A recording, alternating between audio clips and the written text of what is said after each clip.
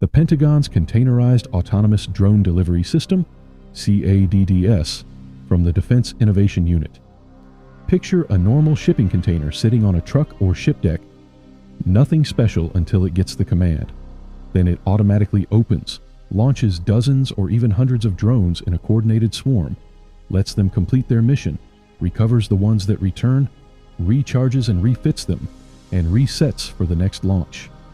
The whole system runs with just 2 people, can stay dormant for weeks or months, and moves by truck, ship, or plane anywhere in the world. The real strength is speed and scale. You get instant swarm capability without building a whole new base.